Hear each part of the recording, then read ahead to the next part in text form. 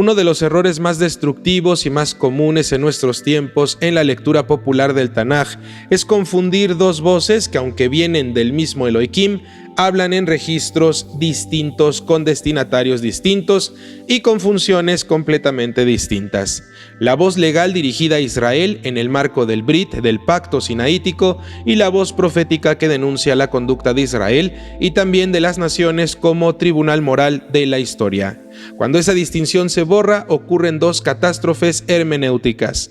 La primera es que se universaliza la ley particular de Israel como si fuera un código global para toda la humanidad. Y la segunda se convierte la crítica profética, que muchas veces es poética, retórica, exhortativa, dirigida a una coyuntura histórica, en un código penal aplicable a cualquier persona en cualquier época. Y de ese doble error nace precisamente el tipo de religión que a lo largo del curso estamos desmantelando. Una religión que usa versos proféticos para inventar obligaciones universales o usa leyes israelitas para condenar a las naciones sin respetar el sujeto del texto que está leyendo. En este tema, queridos alumnos, la finalidad no es relativizar la profecía ni reducir nuestra bendita Torá. Es devolver cada voz a su lugar para que el Tanaj deje de ser un arsenal de eslogans y frases creadas y vuelva a ser lo que es: un cuerpo con arquitectura, estructura, donde la ley construye un pueblo y la profecía juzga la moral del mundo sin convertir todo en el mismo tipo de obligación. La primera diferencia es de género. La Torá legal habla con fórmulas de mandato, como hemos aprendido en los módulos pasados. Lo ta'asé, no harás; ta'asé, harás; shamor, guarda; zahor, recuerda; daver el, habla a; im, sí.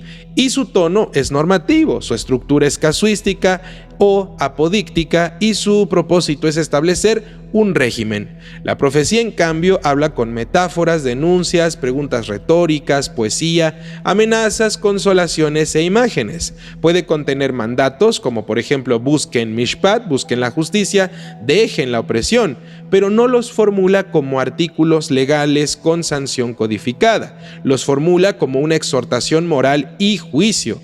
Por eso, cuando alguien toma una invectiva profética y la presenta como un mandamiento bíblico universal, entre comillas, ya está cometiendo una traducción indebida de género. Está convirtiendo la poesía judicial en código legislativo. La profecía es un tribunal, la Torá es constitución.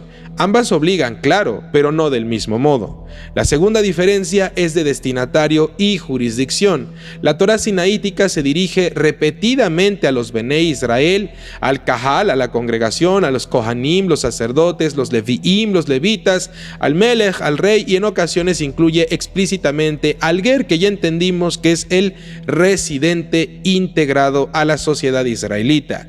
Es una legislación de nación con identidad, con santuario, con tierra y con tribunales. La profecía, aunque nace dentro de Israel y se dirige muchas veces a Israel, también se dirige a las naciones, por ejemplo a Mitzraim, a Egipto, a Ashur, a Siria, a Babel, a Babilonia, a Edom, a Moab, Amón, Tzor, Sidón, Ninvé, etcétera, etcétera, etcétera.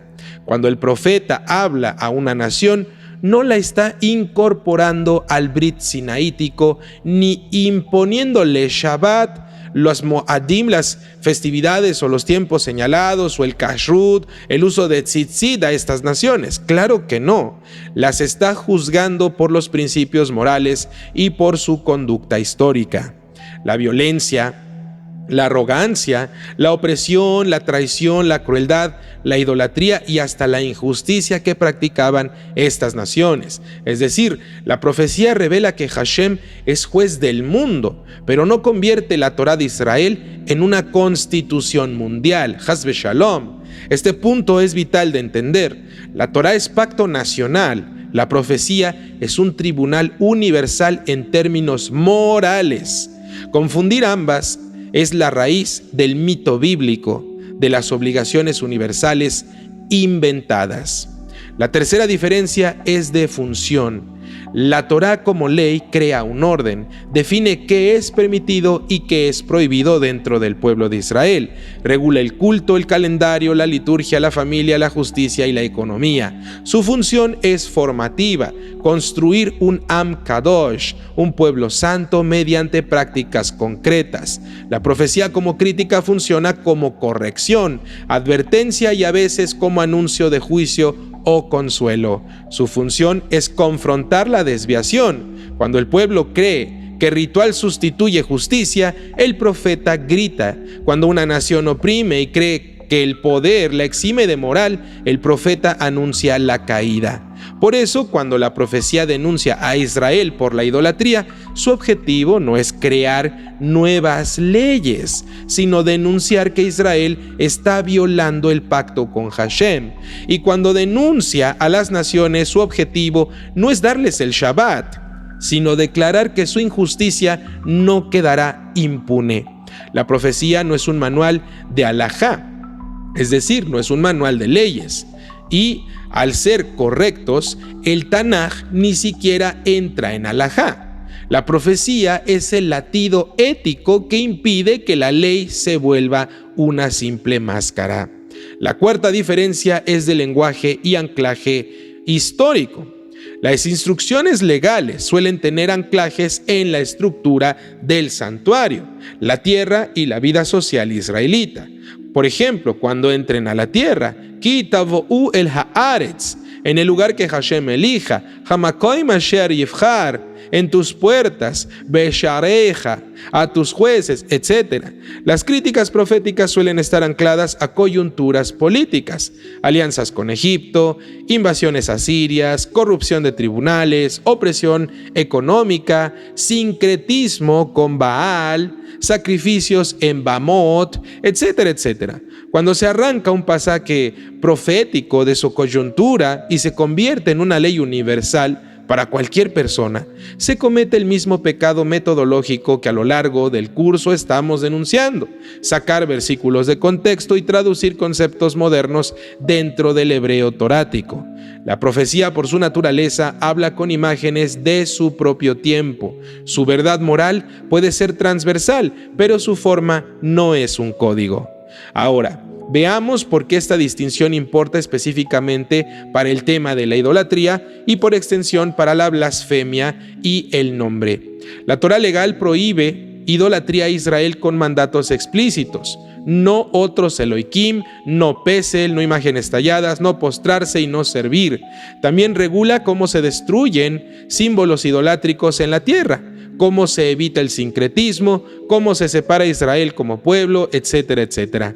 Eso, queridos alumnos, es legislación pactual. La profecía, por otro lado, denuncia idolatría de Israel como adulterio espiritual y denuncia idolatría de naciones como ceguera, arrogancia y corrupción. Pero cuando un profeta denuncia a una nación por la idolatría, el propósito no es convertirla en un sujeto de las mitzvot, es decir, no es un sujeto para cumplir mandamientos de Israel. En la lógica textual del Tanaj es declarar que la idolatría está ligada a la injusticia y que el poder no protege del juicio divino. Por ejemplo, cuando se pronuncian oráculos contra las naciones, el énfasis suele estar en la violencia, la esclavización, traición, crueldad y el orgullo. La idolatría aparece como un marco de su soberbia o su corrupción, pero el profeta no les ordena ponerse tefilín, sería completamente absurdo, ni tampoco celebrar Sukkot o el Shabbat. Es una crítica moral y teológica, no un traslado de la Constitución de Israel a las demás naciones. Esto nos lleva a un punto delicadísimo que el mito popular suele siempre ignorar. La profecía, al criticar a las naciones, muestra que Hashem tiene también expectativas morales para el mundo, pero esas expectativas no se expresan necesariamente como el mismo conjunto de mandatos particulares de Israel. El Tanaj sugiere una moral universal mínima. Por ejemplo, no derramar sangre inocente, no oprimir al vulnerable, no corromper la justicia, no practicar la crueldad, no profanar lo humano. Esa moral universal aparece en la forma de juicio histórico. Naciones caen por su propia maldad, pero el Tanaj no escribe para las naciones un código festivo o un código ritual equivalente al de Israel. Si alguien toma la profecía contra una nación y entonces concluye, por lo tanto esa nación estaba obligada a guardar Shabbat, está cometiendo una deducción que el texto nunca autorizó. La profecía acusa simplemente, no legisla un pacto sinaítico para las demás naciones. Además existe una confusión muy común, confundir el deber moral con un pecado legal, en sentido torático.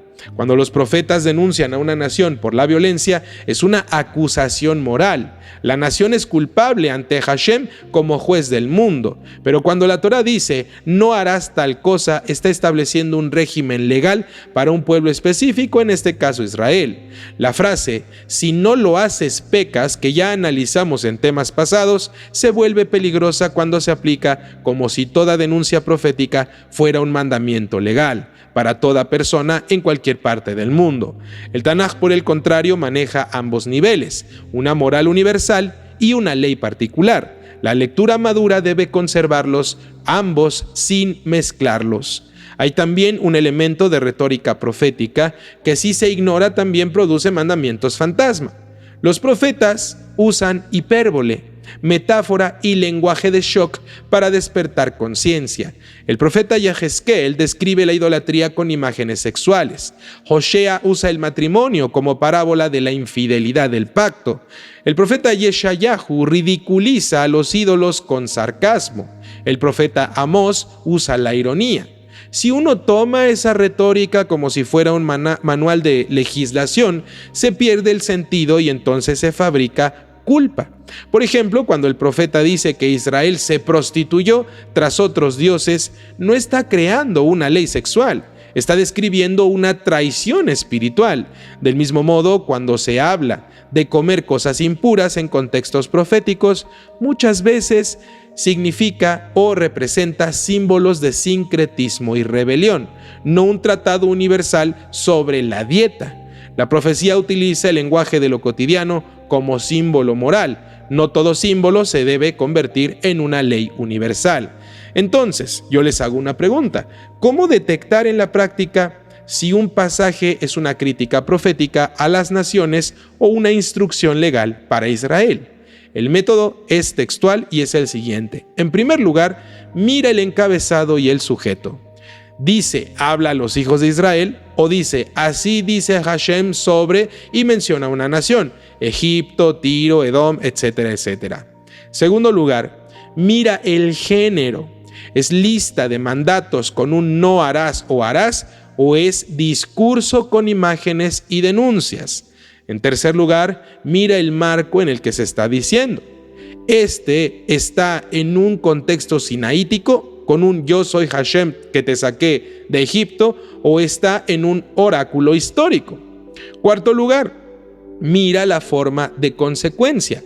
¿Hay una sanción legal codificada? Por ejemplo, morirá, pagará, será cortado, o hay anuncio profético de juicio histórico. Vendrá espada, serán exiliados, etcétera, etcétera. Número 5. Mira si se invoca el pacto de Israel. Ustedes quebrantaron mi brit, yo los saqué, ustedes son mi pueblo, y todas estas frases que podríamos decir que están ligadas con esto. Estas señales en conjunto lo que te dicen es qué tipo de texto estás leyendo y qué puedes afirmar sin andar inventando. El Tanaj no es un megáfono uniforme, es una orquesta, queridos alumnos. La Torá habla como ley para formar un pueblo, la profecía habla como fuego para purificarlo y como tribunal para recordar al mundo que el poder no es permiso. Si tú confundes esas voces, conviertes el Tanaj en simple propaganda y fabricas obligaciones fantasma. Pero si sí las distingues, ocurre algo mucho más noble y verdadero. La Torá recupera su dignidad de pacto particular sin volverse imperial, y la profecía recupera su filo ético sin volverse código de control. Entonces el Tanaj deja de ser un martillo para condenar a las naciones y se vuelve lo que siempre fue: un texto que construye identidad donde hay pacto y denuncia injusticia donde hay maldad. Y en esa arquitectura la palabra divina se vuelve aún más precisa, más justa y más humana al mismo tiempo, porque ya no habla para confundir, sino para iluminar cada camino en su propio marco. A Israel se le ordena ser fiel, a las naciones se les recuerda que la violencia no es destino, y a quien lee con honestidad se le exige lo más difícil: dejar de usar el texto para dominar al otro y empezar a usarlo para entender con exactitud qué realmente te está diciendo y a quién se lo está diciendo.